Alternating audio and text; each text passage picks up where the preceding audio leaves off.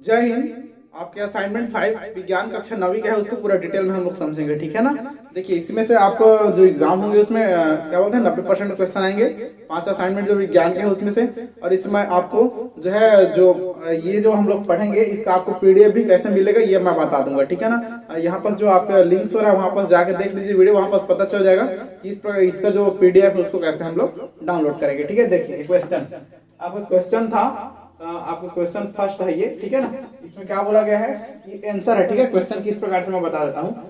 C5H अणु के लिए कितनी सीधी श्रृंखला समवायी संभव है, ये आपका क्वेश्चन है। इसका आंसर कुछ इस प्रकार से होगा, C5H8 अणु सूत्र के लिए 4 सीधी श्रृंखला समवायी संभव है। देखिए ये जो C5 और H8 है ये अणु सूत्र है, इसको जो हम लोग कितने प्रकार से लिख सकते हैं ये बोला गया है, ठीक है। इसको हम लोग कितने प्रकार से जमा के लिख सकते हैं। देखिए फर्स्ट क्या, बस ये फर्स्ट प्रकार है अपना, ये आपका सेकंड प्रकार है, ठीक है, ये आपका थर्ड प्रकार है और ये आपका फोर्थ प्रकार है, ठीक है ना। 4 प्रकार से हम लोग बना सकते हैं। फर्स्ट में क्या है, पेंट 3 आयन करके दिया गया है, ठीक है ना। फर्स्ट में हम लोग पेंट 3 आयन, तो पेंट 3 आयन का जो डायग्राम है कुछ इस प्रकार से बनेगा। देखिए यहाँ पर जो है कार्बन कितने हैं अपने पास, कार्बन 5 है, तो यहाँ पर ये 1 कार्बन, ये 2 कार्बन, ये 3 कार्बन, ये 4 कार्बन और ये 5 कार्बन। आई बात समझ में। ये 5 कार्बन है, इसको एक सीधी श्रृंखला में लिख देंगे, एक डेस करेंगे, एक डेस करेंगे, एक डेस करेंगे, एक डेस करेंगे, एक डेस करेंगे, ठीक है। ये क्या है, बॉन्ड है आपस में, ठीक है ना। ये हाइड्रोजन के पास 1 इलेक्ट्रॉन है, कार्बन के पास 1 इलेक्ट्रॉन, ये इसके 1 इलेक्ट्रॉन से जुड़ गया है, ठीक है ना। आई बात समझ में। इसके पास 6 इलेक्ट्रॉन का चार्ज देखना पड़ेगा, ठीक है ना। तो ये आपस में बॉन्ड बना के जुड़ गए हैं, ठीक है। तो देखिए 5 कार्बन है, 5 कार्बन सेट हो गया। अब 8 हाइड्रोजन है, 8 हाइड्रोजन को हम लोग को सेट करना है। देखिए एक हाइड्रोजन यहाँ कर लिए, ये दूसरा हाइड्रोजन है, ये तीसरा हाइड्रोजन है, ये चौथा, ये पांचवा, ठीक है ना, ये छठवा, ये सातवां और ये 8वां। इस प्रकार से जो है 8 हाइड्रोजन आपके जो है सेट होते हैं, ठीक है। आई बात समझ में, इतना कंप्लीट हो गया। अब देखिए पेंट 3 आयन में यहाँ पर 3 बॉन्ड रहेगा, ठीक है ना, 1 2 और 3, है ना। जस्ट यहाँ पर देखिए, यहाँ पर फर्स्ट वाला कार्बन में 3 हाइड्रोजन जुड़े हैं, लास्ट वाले कार्बन में यहाँ पर 3 हाइड्रोजन जुड़े हैं और उसके जस्ट पहले वाले कार्बन पे 2 हाइड्रोजन जुड़े हैं। आई बात समझ में। और यहाँ पर ये वाला हाइड्रोजन और ये वाला कार्बन, ये दोनों कार्बन के बीच में कोई हाइड्रोजन नहीं जुड़ा हुआ है, क्योंकि 8 हाइड्रोजन अपने पास है। 8 हाइड्रोजन जो है यहाँ पर हम लोग फिल कर दिए हैं। यहाँ पर 2 कार्बन के बीच में जो है इन लोगों को भी जो है अपना अष्टक पूर्ण करना है। अष्टक पूर्ण करने के लिए इनके पास जो है देखिए यहाँ पास 1 इलेक्ट्रॉन, यहाँ पास 1 इलेक्ट्रॉन, 2 इलेक्ट्रॉन हो गया। यहाँ पास 3 4 5, ठीक है ना, 6 7 8। आई बात समझ में, 8 इलेक्ट्रॉन हो गया। इसके पास देखिए 6 इलेक्ट्रॉन, यहाँ पास ये 7 हो गया, ये 8 हो गया। ये लोग भी अपना अष्टक जो है पूर्ण कर लिए, इसलिए यहाँ पर अष्टक पूर्ण कर लेके यहाँ पास क्या कर रहे हैं, ये हाइड्रोजन नहीं है तो यहाँ पर आपस में 3 बॉन्ड जो है यहाँ पर बनाए हैं। आई बात समझ में, इसमें कोई दिक्कत नहीं, किसी को दिक्कत होगी कमेंट करके बताना, ठीक है। चैनल पहली बार चैनल को सब्सक्राइब भी कर लेना, क्योंकि इसी तरह की जो है आपको जानकारी इस चैनल पे मिलती रहेगी, ठीक है। देखिए सेकंड में आपका क्या है, पेंट 1 आयन है, ठीक है ना। यहाँ पर देखिए ये जो फॉर्मूला है सेम काम करेगा। यहाँ पर कार्बन 5 है तो इसमें 5 कार्बन रहेंगे, 6 नहीं होगा, ठीक है। यहाँ पर हाइड्रोजन 8 है तो इसमें भी 8 हाइड्रोजन होंगे, ना तो कम होगा ना तो ज्यादा होगा। और इसका जो अष्टक पूर्ण होता है इसको हम लोग को कंप्लीट करना होता है, फुलफिल करना होता है, ठीक है। समझते हैं। देखिए 5 कार्बन है तो यहाँ पर देखिए, यहाँ पर फर्स्ट कार्बन, ये सेकंड कार्बन, ये थर्ड कार्बन, ये फोर्थ कार्बन और यहाँ पर ये 5th कार्बन। आई बात समझ में। यहाँ पर 5 कार्बन फिल कर दिए हम लोग, सब में एक एक जो है बॉन्ड लगा देंगे, ठीक है। अब देखिए 8 हाइड्रोजन है, ये 1 हाइड्रोजन, ये दूसरा हाइड्रोजन, ये तीसरा, ये चौथा, ठीक है, 5वां 6वां 7वां और यहाँ पर ये 8वां। आई बात समझ में। 8 हाइड्रोजन कुछ इस प्रकार से जमा दिए। अब देखिए हाइड्रोजन कैसे जमाते हैं ये चीज भी आपको बता देता हूँ, ठीक है। यहाँ पास कार्बन है, कार्बन 1 2 3 4 5 6, ठीक है, 7 और ये 8। सभी कार्बन में जो है देखिए सभी जो परमाणु होते हैं उसमें अष्टक पूर्ण करने के लिए 8 इलेक्ट्रॉन की आवश्यकता होती है, ठीक है ना। अष्टक पूर्ण करने के लिए या फिर 2 इलेक्ट्रॉनों की, जैसे कि हाइड्रोजन हो गया है ना, 2 हाइड्रोजन भी आपस में बंध बनाते हैं, ठीक है, इस प्रकार से, ठीक है जी। इस प्रकार से जो है बंध बना देते हैं आपस में, ठीक। सॉरी यहाँ पास ऐसे होगा, ये हाइड्रोजन हो गया, ये यहाँ पर कुछ इस प्रकार से, ठीक है, ये इस प्रकार से।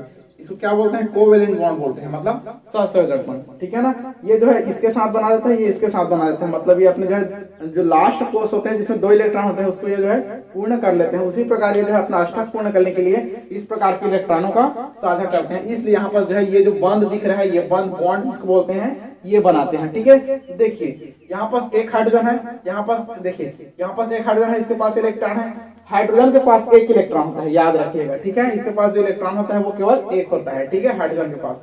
कार्बन के पास 6 होते हैं। देखिए इसको अष्टक पूर्ण करने के लिए क्या करेंगे हम लोग, यहाँ पास 8 इलेक्ट्रॉन किस प्रकार से हो गया, समझ आया आपको। ये भी इसके कोष में 1 और 2 इलेक्ट्रॉन इसको भी मिल गया, हाइड्रोजन को हाइड्रोजन भी संतृप्त हो गया, क्योंकि 1 इलेक्ट्रॉन इसका ले रहा है कार्बन का और 1 इलेक्ट्रॉन अपना खुद का है, तो 2 इलेक्ट्रॉन इसके पास हो गया, तो इसका भी लास्ट कोष पूर्ण हो गया।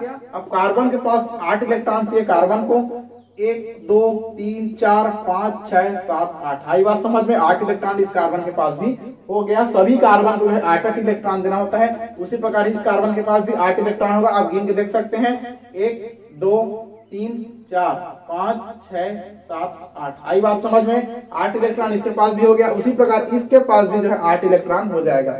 ठीक है, 1 2 3 4 5 6 7 और 8। आई बात समझ में, 8 इलेक्ट्रॉन इस कार्बन के पास भी हो गया। अब देखिए यहाँ पर ट्रिपल बॉन्ड क्यों बना है, देखते हैं, समझते हैं इसको। ठीक है, देखिए 1 2 3 4 5 6 इलेक्ट्रॉन हुआ, 7 और 8। ये जो कार्बन है इसके पास कितने इलेक्ट्रॉन हो गया, 8 इलेक्ट्रॉन इस कार्बन के पास।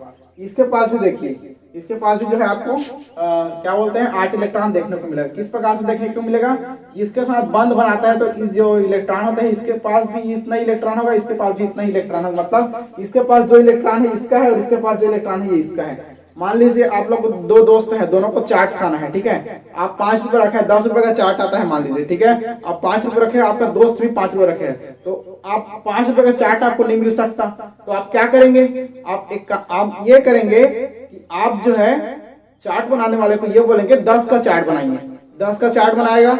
ठीक है, चाट 10 का बनाएगा। अब आप क्या बोलोगे, उसमें 2 चम्मच डाल दीजिए बोलोगे, तो 2 चम्मच डालने में उसको कोई दिक्कत नहीं, 2 चम्मच डाल के आप लोग को दे देगा। अब क्या करोगे, आप 10 रुपए का चाट को दोनों 5-5 रुपए मिला के चाट वाले को दे दोगे और उस चाट को दोनों आप खा सकते हो, मतलब आपस में काम चल सकता है, सहसंयोजक बंध बना सकते हो।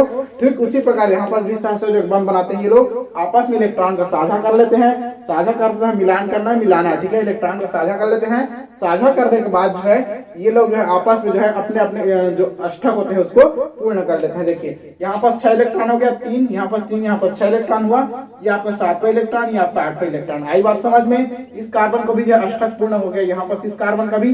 अब हाइड्रोजन को 2 इलेक्ट्रॉन चाहिए, तो 1 इलेक्ट्रॉन यहाँ से लिया, 1 इलेक्ट्रॉन यहाँ से लिया, इसका भी जो है अष्टक जो है पूर्ण हो गया। ये संरचना तो आपका पेंट 1 आयन का। ठीक है, सेम उसी प्रकार जो है पेंट 2 आयन का संरचना बनाएंगे। ठीक है, इसको जो है इतना समझ में आ गया। ठीक है ना, इसको हम लोग इसको मैं छोड़ रहा हूँ, सेम टू सेम आप इसको लिख लीजिएगा, इसका पीडीएफ मिल जाएगा। ठीक है ना, सेम टू सेम है, इसका भी सेम टू सेम बना हुआ है, इसको समझाने की आवश्यकता मेरे ख्याल से आपको नहीं है। यहाँ पर ये पेंट 2 आयन की संरचना है, ये पेंट 4 आयन की संरचना है। ठीक है, आई बात समझ में। यदि आप कहीं पर से कोई दिक्कत होगी तो मुझे कमेंट करके बताना, इन दोनों को भी मैं समझा दूंगा यदि आपको नहीं समझ में आया होगा तो। ठीक है, देखिए नेक्स्ट क्वेश्चन देखते हैं इसका। देखिए सेकंड क्वेश्चन भी उसी तरह फर्स्ट क्वेश्चन की तरह, उसमें क्या बोला गया है आपका, क्वेश्चन में ये बोला गया है कि निम्नलिखित के संरचना सूत्र बनाएंगे। ठीक है, ये आपके नाम दे दिए गए हैं, इतने का क्या हम लोग को संरचना सूत्र बनाना है। ठीक है, फर्स्ट देखिए आपका क्या लिखा है, मेथिल ब्यूटेन। ठीक है ना, मेथिल ब्यूटेन की संरचना जो होती है कुछ इस प्रकार से होती है। देखिए यहाँ पर क्या है, C5 है और H जो है 12 है। मेथिल ब्यूटेन का जो सूत्र होता है उसमें 5 कार्बन होते हैं और 12 हाइड्रोजन होते हैं। ठीक है ना, इसको हम लोग को जमाना है। देखिए यहाँ पास 5 कार्बन है, ये 1 ये 2 ये 3 ये 4, सॉरी 1 2 3 4 और यहाँ पास एक ये 5वां कार्बन। ठीक है, आई बात समझ में। यहाँ पास 5 कार्बन है और हाइड्रोजन कितने हैं, 12 है। देखिए हाइड्रोजन गिनते हैं, 1 2 3 4 5 6 7 8 9 10 11 और ये 12। आई बात समझ में। यहाँ पास 12 हाइड्रोजन होंगे और 5 कार्बन होंगे। ठीक है, सभी का अष्टक पूर्ण हो रहा है। पहले इससे जस्ट पहले फर्स्ट क्वेश्चन में समझाया हूँ किस प्रकार से अष्टक पूर्ण होता है। आई बात समझ में। ये क्या बोलते हैं आपका मेथिल ब्यूटेन का जो फॉर्मूला होता है C5H12 होता है, याद रख लीजिएगा, आपका ये संरचना बन जाएगा। ठीक है, 1-2 बार प्रैक्टिस करिएगा तब बनेगा, ऐसे नहीं बनता। ठीक है, यहाँ पास देखिए अष्टक पूर्ण हो रहा है, पिछले क्वेश्चन जस्ट बताए हूँ अभी। सेकंड देखिए प्रोप 1 आयन। ठीक है, प्रोप 1 आयन का जो फॉर्मूला होता है C5H8 होता है, ठीक है। इसमें 5 कार्बन होंगे, यहाँ से 1 2 3 4 और ये 5 कार्बन, ठीक है। हाइड्रोजन कितने हैं? 8 हैं, हाइड्रोजन 8 होंगे, गिन लेना। यहाँ पास 3 है, यहाँ पास 3 है, 6 ये 7 और ये 8। आई बात समझ में? यहाँ पास 8 हाइड्रोजन होंगे। ये किस प्रकार से जुड़ा है? क्योंकि ये अष्टक पूर्ण कर रहे हैं, ठीक है ना। अष्टक पूर्ण किस प्रकार से करते हैं? चलिए इसका बता देता हूँ किस प्रकार से करते हैं, या फिर इसको नीचे बताता हूँ, ठीक है। इसको छोड़िए, ठीक है। देखिए थर्ड क्या क्वेश्चन है आपका, पेंट आयन का संरचना सूत्र, संरचना भी बनाना है और इसका सूत्र भी आपका लिखना है, ठीक है। ये आपके सूत्र है, ये आपके संरचना है, ठीक है। देखिए पेंट आयन में किस प्रकार से है, यहाँ पर जो कार्बन है वो 5 है, हाइड्रोजन है वो 10 है, ठीक है। देखिए 1 2 3 4 5, यहाँ पास 1, यहाँ पास 2, ये 3, ये 4 और ये 5 कार्बन हो गए। यहाँ पास आपके पास हाइड्रोजन कितने हैं? 10 है। यहाँ पास 1 2 3 4 5 6 7 8, ये 9 हो गया और ये आपका 10 हो गया। आई बात समझ में? 10 हाइड्रोजन है। देखिए इसमें जो है, जो हाइड्रोजन जुड़ते हैं वो अपने जो बंध होते हैं, अष्टक पूर्ण करते हैं, उसके अनुसार जुड़ते हैं। देखिए यहाँ से स्टार्ट करते हैं। ये हाइड्रोजन का अष्टक कितना है? 2 होते हैं। इसके बाहर प्लेस में कितने इलेक्ट्रॉन होने चाहिए? 2 इलेक्ट्रॉन होने चाहिए, तब जाके अष्टक पूर्ण कर लेंगे। यहाँ पर खुद का एक हाइड्रोजन के इलेक्ट्रॉन है, वो एक इलेक्ट्रॉन कार्बन से ये जो है ले लिया, आपस में साझा कर लिया, ठीक है। सहसंयोजक बंध बना दिए, ठीक है। यहाँ पर कितना हो गया? 2 इलेक्ट्रॉन, इसका हाइड्रोजन का अष्टक पूर्ण हो गया। उसी प्रकार इस हाइड्रोजन का भी अष्टक पूर्ण होगा, उसी प्रकार इस हाइड्रोजन का भी, और उसी प्रकार जो है इस कार्बन का भी। देखिए सबका अष्टक पूर्ण हो गया।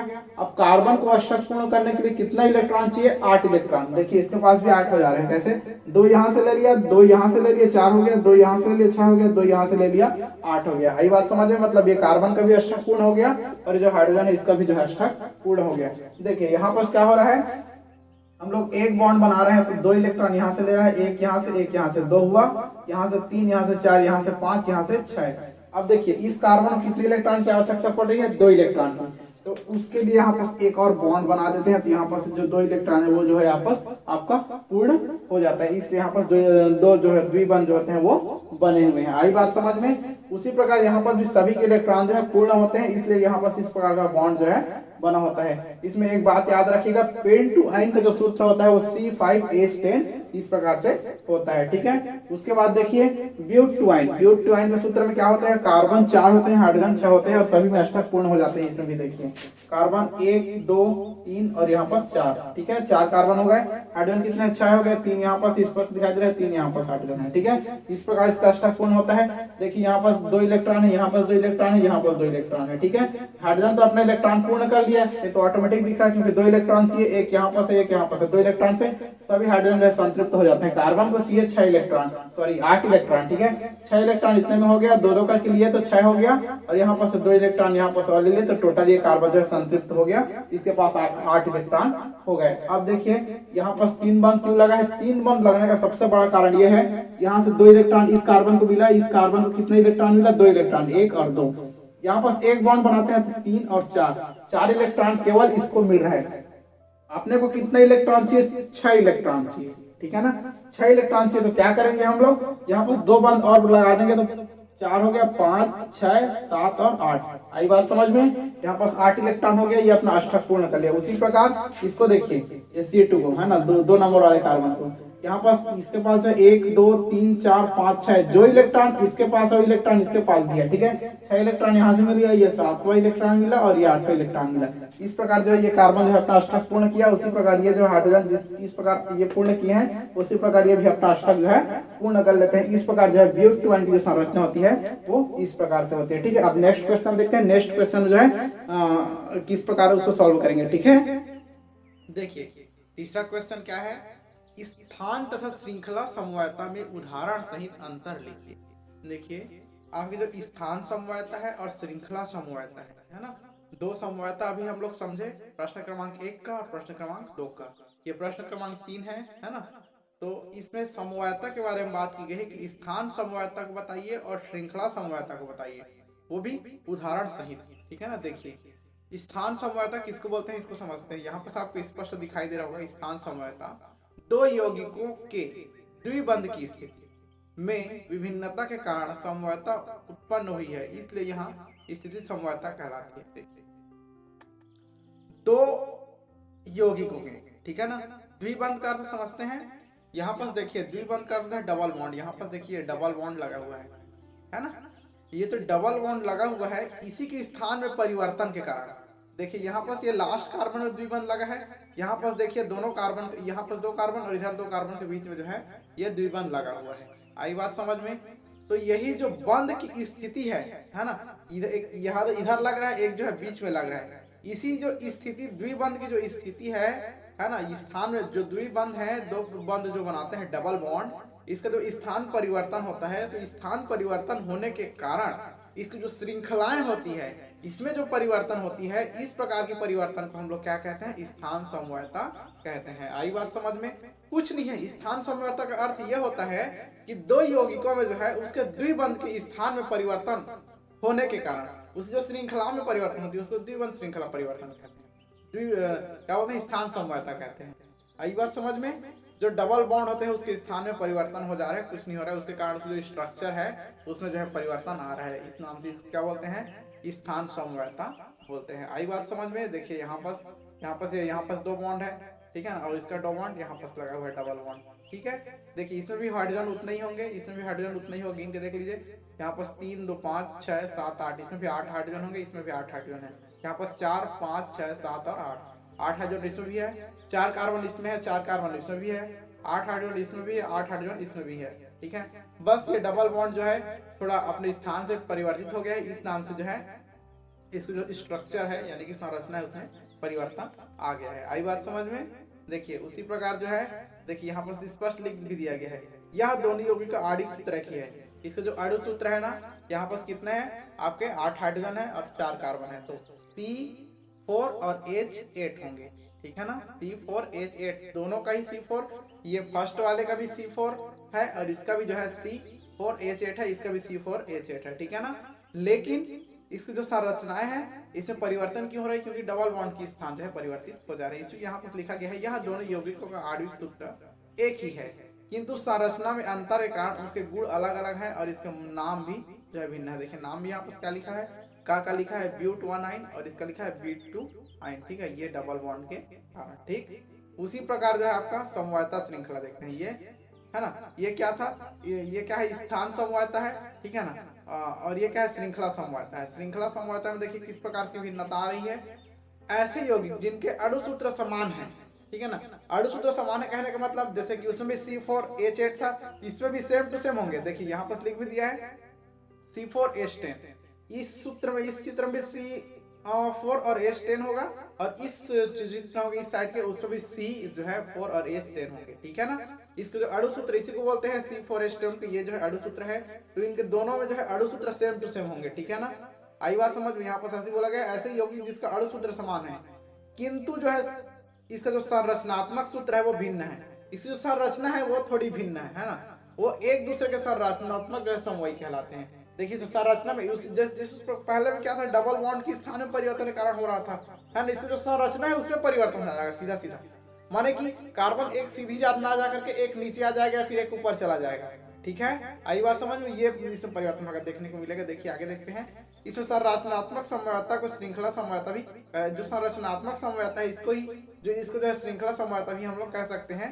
ये दोनों यौगिकों की संरचनाओं का अणु जो है सेम टू सेम होता है। देखिए C4H10 है, अर्थात इन परमाणु की संख्या और प्रकार एक समान है परंतु उसकी जो संरचना है वो भिन्न है। कैसे भिन्न है यहाँ पर देख सकते हैं। देखिए यहाँ पर हाइड्रोजन 10 है, 10 4 हाइड्रोजन, यहाँ पर 4 हाइड्रोजन, यहाँ पर 8 हो गया, 9 और ये 10 हाइड्रोजन, इसमें भी 10 हाइड्रोजन, 3 और 3 और देखिए 3 यहाँ पर 3 यहाँ पर 6 हो गया, 7 हो गया, 8 हो गया, 9 हो गया और 10 हाइड्रोजन 10 है। देखिए यहाँ पर कार्बन जो है एक सीधी श्रृंखला में है, यहाँ पर जो कार्बन है, यहाँ पर एक कार्बन है वो नीचे चला गया है।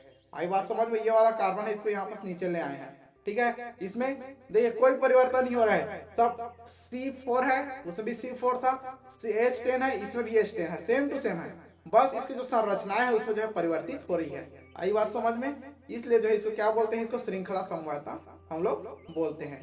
नेक्स्ट क्वेश्चन देखते हैं। नेक्स्ट क्वेश्चन में क्या बोला है, यदि मनुष्यों को चांद पर बसने के लिए भेजा जाए, है ना, यहाँ पर कुछ छूट रहा है, 1 मिनट हटा रहा हूं मैं। यदि मनुष्यों को चांद पर बसने के लिए भेजा जाए तो साथ में क्या क्या ले जाना होगा, सूची बनाइए। अब देखो ये इतना बकलोई टाइप का क्वेश्चन है। यहाँ तो एक तो पृथ्वी में इंसान को रहने के लिए, देखिए इंसान जो है चलिए इसी को समझते हैं, इधर की बातें छोड़ते हैं, ठीक है ना। कोई इंसान को जो है चांद में बसने के लिए भेजा जाएगा तो संपूर्ण चीजों की आवश्यकता होगी। जितनी भौतिक क्रियाएं यहाँ पर हो रही है हमारी पृथ्वी में, और उन भौतिक क्रियाओं को करने के लिए जितने वस्तुओं की आवश्यकता होगी उतनी ही वस्तुओं की आवश्यकता हमें चांद पर भी होगी, ठीक है। यहाँ पर हम लोग खाने के लिए खेती करते हैं तो वहां भी खेती करना पड़ेगा, ठीक है। अब चांद की जो इन्वायरमेंट है वो इस प्रकार जैसे धरती का इन्वायरमेंट है इस प्रकार से नहीं है, ठीक है ना, तो वहां नहीं उगा सकते। तो कितने दिन तक हम लोग यहाँ से सप्लाई करके लेके जाएंगे, ये तो संभव नहीं है। ये चांद तो ऐसा नहीं है कि आप जो है 5 किलोमीटर दूर या फिर 10 किलोमीटर 50 किलोमीटर 100 किलोमीटर दूर कोई शहर गए वहां से आके फिर यहाँ से आप सब्जी वगैरह ले जाएंगे, ऐसा तो नहीं कर सकते चांद में, है ना। तो देखिए यहाँ पर ये बगलोर टाइप का क्वेश्चन है, इसका बगलोर टाइप का आंसर भी यहाँ पर दे दिया गया है। यदि मनुष्यों को चांद पर बसने के लिए भेजा जाए तो साथ में हवा, पानी, भोजन, कपड़ा, ब्रश, है ना, पेस्ट, लो ब्रश और पेस्ट, दांत मंजन, ब्रश, कोलगेट, ये बोल रहे हैं। जूता चप्पल ले तो कंबल, है ना, jacket, LPG gas, petrol, generator में बिस्तर आदि भेजना होगा। ले बता, संपूर्ण संसार की चीजों को छोड़कर ये चप्पल जूता में लगा हुआ है, ठीक है, कोई दिक्कत नहीं। ये इतना इजी क्वेश्चन है, आप आराम से बना लोगे, कुछ भी लिख देना, ठीक है ना। देखिए जैसे कि वहां पर यहाँ पर हवा, भैया ऑक्सीजन चाहिए हमें, ठीक है ना, क्योंकि वहां पर ऑक्सीजन नहीं है चांद में, ठीक है, तो ऑक्सीजन लेके जाना पड़ेगा। वहां पानी भी होगा, इसकी खोज नहीं हुआ है, हो सकता है चांद में पानी है, बोलते हैं खोज हो चुका है चांद में बहुत ज्यादा पानी है करके, ठीक है ना, लेकिन उसके पानी को जो है हम लोग पी सकते हैं ये नहीं पता चला है, पीने योग्य है कि नहीं है। वहां पर भोजन भैया जब पृथ्वी की तरह इन्वायरमेंट वहां पर नहीं है, 1/6 उनकी ग्रेविटी है, तो आप जो है पृथ्वी की तरह वहां पर जीवन व्यतीत नहीं कर सकते। एक स्पेस में जैसे रिसर्चर लोग जाते हैं उसी तरह का आप वहां पर जीवन व्यतीत करोगे, ठीक है ना। तो उसके लिए ये सब एलपीजी वगैरह गैस लेके जाओगे तो वहां मरोगे, आग लगा दोगे, क्या करोगे, वहां ये सब काम नहीं आएगा। चांद में ऑक्सीजन है ही नहीं। देखिए जलाने में सहायक कौन सी गैस होती है, ऑक्सीजन। यदि ऑक्सीजन ही नहीं है तो जलेगा कैसे, आप मेरे को बताइए, ठीक है ना। अब पेट्रोल बोल रहा है, पेट्रोल क्या वहां बाइक चलाओगे, पेट्रोल ले जाने के लिए बोल रहे हैं। तो आप ऐसी चीजों को लिखेंगे, ठीक है ना, जो कि आवश्यक है, जैसे कि भोजन, कपड़ा, रोटी, मकान। ये बस मकान तो वहां पर स्पेस में आप लोग रहेंगे, ठीक है ना, वहां पर भेजते हैं कोई भी व्यक्ति को, तो ठीक है, ये लिख लेना, कोई दिक्कत वाली बात नहीं है इसमें, ठीक है। यदि नहीं समझ आएगा कमेंट करके बताना मेरे को, ठीक है, इसको समझाऊंगा मैं।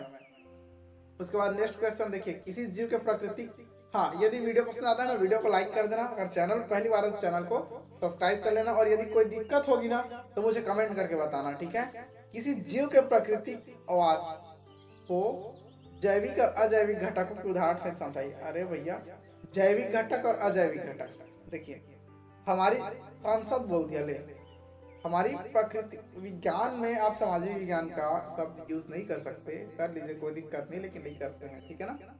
तो हमारी वातावरण में लिख सकते हैं या फिर परिवेश में लिख सकते हैं, तो हमारी परिवेश के जीव, हाँ, माप के प्राकृतिक आवास का भौतिक का जैविक घटक जो है घास है। देखिए हमारी जो वायुमंडल जो जीव के माप, यहाँ पर किसी भी जीव का बोला गया है, कीड़े का बता दिया है यहाँ पर, ठीक है ना।